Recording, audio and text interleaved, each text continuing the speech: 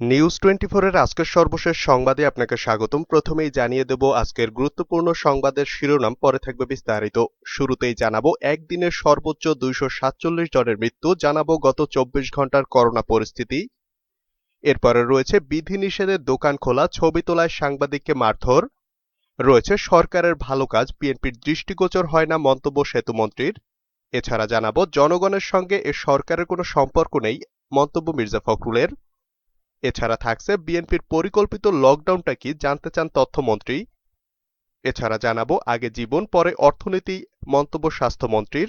এবং সবশেষে জানাবো বুড়িচংয়ে স্ত্রীকে পিটিয়ে হত্যার অভিযোগ, স্বামী গ্রেফতার। পুরো খবর পেতে ভিডিওটি শেষ পর্যন্ত দেখুন। সর্বশেষ সংবাদ পেতে চ্যানেলটি সাবস্ক্রাইব করুন। এবার বিস্তারিত। একদিনে সর্বোচ্চ 247 জনের মৃত্যুর, রোগী শনাক্তেও রেকর্ড।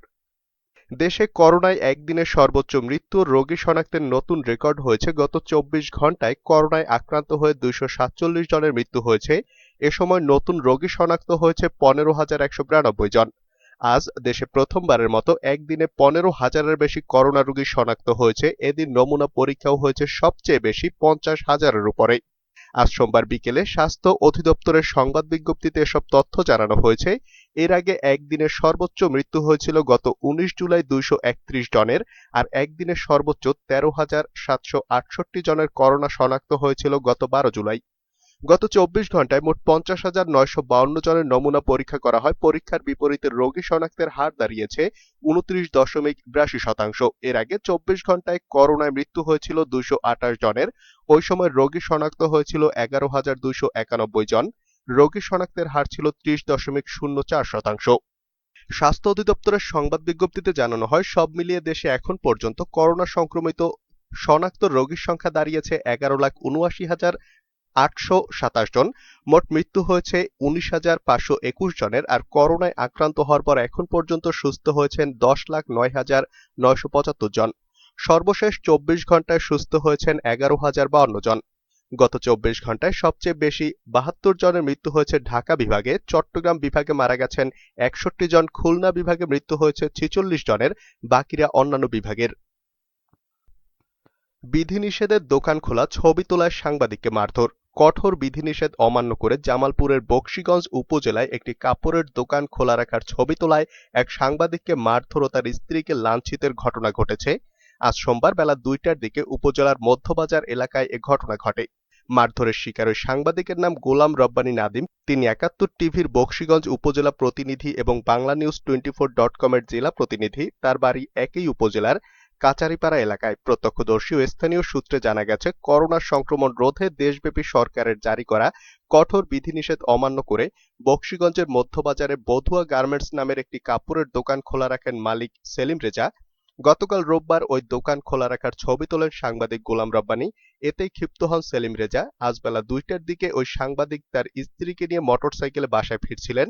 পথে ওই দোকানের সামনে সেলিম রেজা, তার ছেলে রাসেল ও শিপন ওই সাংবাদিকের গতিরোধ করেন। কিছু বুঝে ওঠার আগেই তারা তিনজন মিলে তাকে মারধর শুরু করেন। এ সময় ওই সাংবাদিকের স্ত্রীকেও লাঞ্ছিত করা হয়। পরে স্থানীয় লোকজন এগিয়ে এলে তারা রক্ষা পান। ভুক্তভোগী সাংবাদিক গোলাম রব্বানী প্রথম আলোকে বলেন, কঠোর লকডাউনের মধ্যে দোকানটি খুলে রাখা হয়েছিল। আমি দোকানের ছবি তুলি, এতেই ওই দোকানের মালিক আমার প্রতি চরম ক্ষুব্ধ হন। আমার স্ত্রী একজন সরকারি চাকরিজীবী, তাকে অফিস থেকে নিয়ে বাসায় ফেরার পথে ওই তিনজনের হামলার শিকার হই। তারা আমাকে এলোপাতাড়ি কিল ঘুষি মারেন। একই সঙ্গে তারা আমার স্ত্রীকেও লাঞ্ছিত করেন। এ ঘটনায় থানায় আমি লিখিত অভিযোগ দিয়েছি। সরকারের ভালো কাজ বিএনপির দৃষ্টিগোচর হয় না মন্তব্য সেতুমন্ত্রীর। আওয়ামী লীগের সাধারণ সম্পাদক ওবায়দুল কাদের বলেছেন, সরকারের বিরুদ্ধে বিষোদ্গার করাই বিএনপির একমাত্র রাজনৈতিক কর্মসূচিতে পরিণত হয়েছে। করোনাকালীন অতিমারির সময় পৃথিবীর প্রায় সকল দেশে সকল রাজনৈতিক দল একযোগে মানুষ বাঁচানোর রাজনীতি করছে। আজ সোমবার গণমাধ্যমে দেওয়া এক বিবৃতিতে তিনি একথা বলেন। বিএনপি মহাসচিব মির্জা ফখরুল ইসলাম আলমগীরের গণমাধ্যমে দেওয়া বক্তব্যের প্রতিবাদ জানাতেই এই বিবৃতি প্রদান করা হয়। আওয়ামী লীগের সাধারণ সম্পাদক বলেন, যেসব দেশে সরকারি ও বিরোধী দলের মধ্যে তুমুল বৈরিতা ছিল তা দূর করে তারা ঐক্যবদ্ধভাবে মানুষের কল্যাণে কাজ করছে। কিন্তু দুর্ভাগ্যের বিষয়, আমাদের সরকার শেখ হাসিনার সুদক্ষ নেতৃত্বে যখন মানুষের জীবন জীবিকা রক্ষার জন্য প্রাণপণ কাজ করছে, ঠিক তখনই বিএনপি নামক রাজনৈতিক দলটি প্রতিদিন ভ্রান্ত মিথ্যা বানোয়াট বক্তব্য প্রদান করে মানুষের দুর্ভোগ বাড়িয়েই যাচ্ছে। তিনি বলেন, প্রধানমন্ত্রী শেখ হাসিনার সরকারের একমাত্র উদ্দেশ্য মানুষের কল্যাণ করা, কোনো প্রকার কর্তৃত্ব প্রতিষ্ঠা করা নয়। আওয়ামী লীগ জনগণের ক্ষমতায়নে বিশ্বাসী এবং জনরায়ের প্রতি সর্বদা শ্রদ্ধাশীল।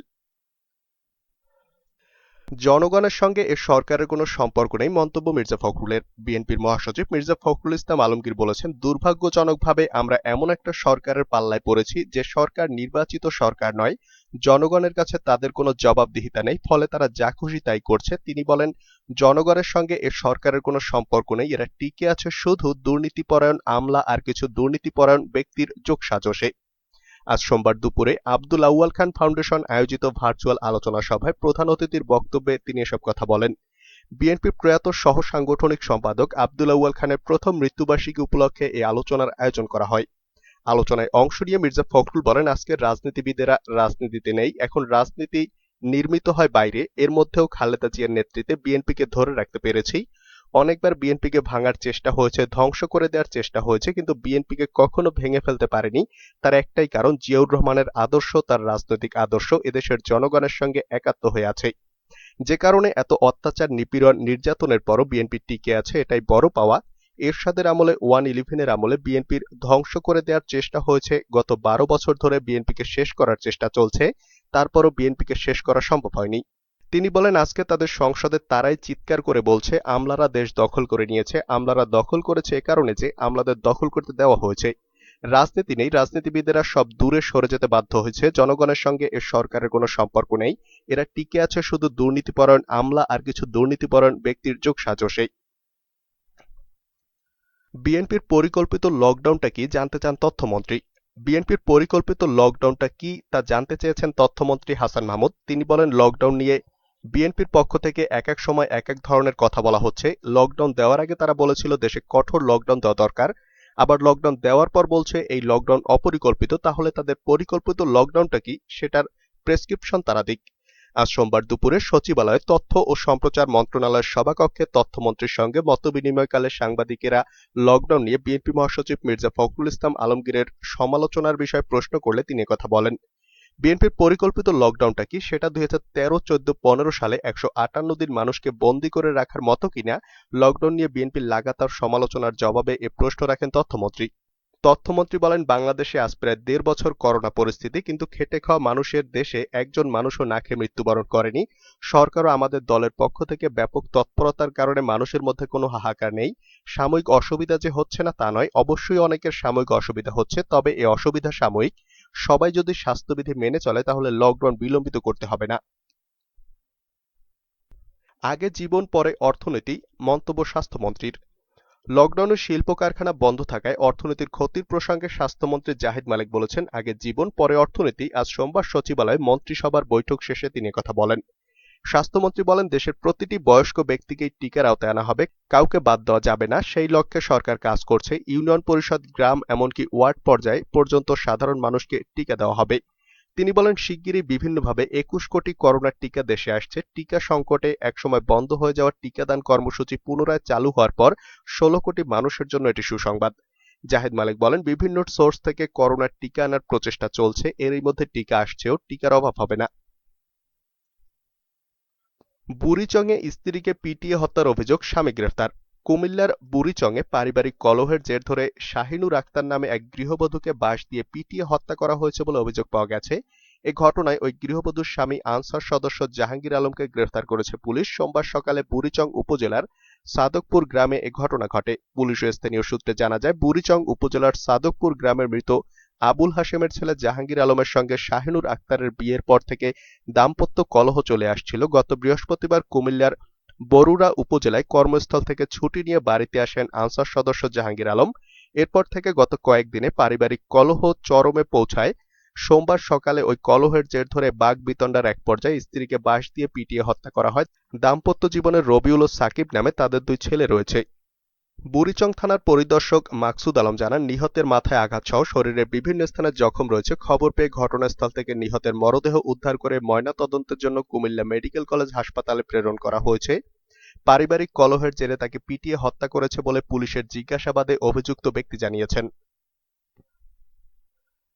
করোনায় করণীয় নিয়ে উচ্চ পর্যায়ের বৈঠক বসছে। করোনায় করণীয় ঠিক করতে আগামীকাল মঙ্গলবার উচ্চ পর্যায়ের বৈঠক ডেকেছে মন্ত্রিপরিষদ বিভাগ। প্রধানমন্ত্রী শেখ হাসিনার সভাপতিত্বে সোমবার মন্ত্রিসভা ভার্চুয়াল বৈঠক শেষে সচিবালয় ব্রিফিংয়ে সাংবাদিকদের এক প্রশ্নের জবাবে তিনি কথা জানান। মঙ্গলবার দুপুর ১:৩০টায় স্বরাষ্ট্রমন্ত্রীর সভাপতিত্বে সচিবালয়ে একটা বড় মিটিং অনুষ্ঠিত হবে জানান মন্ত্রিপরিষদ সচিব মন্ত্রিপরিষদ খন্দকার আনোয়ারুল ইসলাম। তিনি বলেন, হাসপাতালের সিট বাড়িয়ে, ডাক্তার বাড়িয়ে এগুলো নিয়ন্ত্রণ করা যায় না। ইউরোপের দেশগুলো দেখেন, Spain, Denmark, Sweden, Norway, Germany. Germany তো অসহায়ভাবে পড়েছিল। ইন্ডিয়ার অবস্থা দেখেন কি হয়েছে। একমাত্র মানুষ যদি মাস্ক না পরে, দূরত্ব না মানে, it will be almost impossible.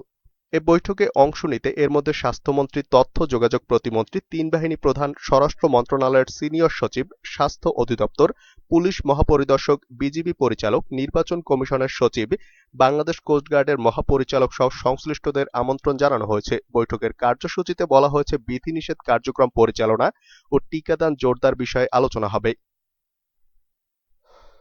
বাংলাদেশে চলতি বছর গ্রেফতার ৪৩৩, জানিয়েছে অ্যামনেস্টি ইন্টারন্যাশনাল। বাংলাদেশে চলতি বছর ১১ জুলাই পর্যন্ত ডিজিটাল প্রযুক্তি আইনের মামলায় অন্তত ৪৩৩ জনকে গ্রেফতার করা হয়েছে। কারা অধিদপ্তরকে উদ্ধৃত করে লন্ডন ভিত্তিক মানবাধিকার সংগঠন অ্যামনেস্টি ইন্টারন্যাশনাল তাদের সাম্প্রতিক এক গবেষণা প্রতিবেদনে এ তথ্য জানিয়েছে। বাংলাদেশ ভিন্নমতের কোনো স্থান নেই, অনলাইনে মত প্রকাশের স্বাধীনতার বিরুদ্ধে অভিযান শিরোনামের একটি প্রতিবেদন প্রকাশিত হয়েছে। অ্যামনেস্টি ইন্টারন্যাশনালের প্রকাশিত ২৪ পৃষ্ঠার ওই প্রতিবেদনের লেখক মোশতাক আহমেদ, কার্টুনিস্ট আহমেদ কবির কিশোর সহ ডিএসের আওতায় আটক ১০ জনের ঘটনার পর্যালোচনা করা হয়েছে। তাদের ঘটনাগুলো পর্যালোচনা করে প্রতিবেদনে বলা হয়েছে, ওই আইনে কর্তৃপক্ষকে এতটাই ক্ষমতা দেওয়া হয়েছে যে সামাজিক যোগাযোগ মাধ্যমে শুধু ক্ষমতাধর ব্যক্তিদের সমালোচনার অভিযোগে তাদের গুম, নিবর্তনমূলক গ্রেফতার, নির্যাতন সহ ব্যাপকতর মানবাধিকার লঙ্ঘন হয়েছে। অ্যামনেস্টি ইন্টারন্যাশনাল বলছে, ২০১৮ সালের অক্টোবরে ডিএসএ প্রবর্তনের পর থেকে এ পর্যন্ত বাংলাদেশে ২,০০০ ব্যক্তির বিরুদ্ধে ১,৩০০টি মামলা করা হয়েছে। ভিকারুননিসার অধ্যক্ষ কামরুন নাহারের ফোনালাপ নিয়ে তোলপাড়। সামাজিক যোগাযোগ মাধ্যম ফেসবুকে একটি ফোনালাপের অডিও ছড়িয়ে পড়েছে যা ভিকারুননিসা নুন স্কুল অ্যান্ড কলেজের অধ্যক্ষ কামরুন নাহার এবং অভিভাবক ফোরামের নেতা মীর শাহাবুদ্দিন টিপুর বলে দাবি করা হচ্ছে। সম্প্রতি ৪ মিনিট ৩৯ সেকেন্ড ওই ফোনালাপ ফাঁস হয়। এরপরেই তা নিয়ে শুরু হয়েছে সমালোচনা। ফোনালাপটি সমকালের কাছেও রয়েছে, তবে এটি অধ্যক্ষ কামরুন নাহার ও টিপুর কিনা তা যাচাই করা যায়নি। ফোনালাপের এক পর্যায়ে অধ্যক্ষ কামরুন নাহারকে বলতে শোনা যায়, আমি বালিশের নিচে পিস্তল রাখি, কেউ যদি আমার পেছনে লাগে আমি কিন্তু ওর পেছনে লাগবো। আমি শুধু ভিকারুননিসা না, আমি তাকে দেশছাড়া করব। অধ্যক্ষ ও অভিভাবক ফোরাম নেতার ওই কথোপকথন নিয়ে বিব্রত ভিকারুননিসার শিক্ষক, শিক্ষার্থী ও অভিভাবকরা। এর মাধ্যমে ভিকারুননিসার দীর্ঘদিনের সুনাম ও ঐতিহ্যের ওপর আঘাত এসেছে বলে মন্তব্য করেছেন কেউ কেউ। ফোনালাপটিতে এমন কিছু বক্তব্য রয়েছে যা প্রকাশযোগ্য নয়। উচ্চস্বরে গালিগালাজ করে কথা বলছেন অধ্যক্ষ কামরুন নাহার। এ বিষয়ে জানতে চাইলে সোমবার বিকেলে সমকালকে অধ্যক্ষ কামরুন নাহার বলেন, ওই অডিও রেকর্ড আমার না, পুরোটাই বানানো। কেউ কেউ আমার কাছে অবৈধ সুবিধা চেয়েছিল, আমি দেইনি, এজন্য তারা আমার বিরুদ্ধে এসব রটিয়েছে। তাদের বিরুদ্ধে আইনগত ব্যবস্থা নেবেন কিনা জানতে চাইলে তিনি বলেন, আইনজীবীদের সাথে পরামর্শ করছি, এ বিষয়ে পরে সিদ্ধান্ত নেব।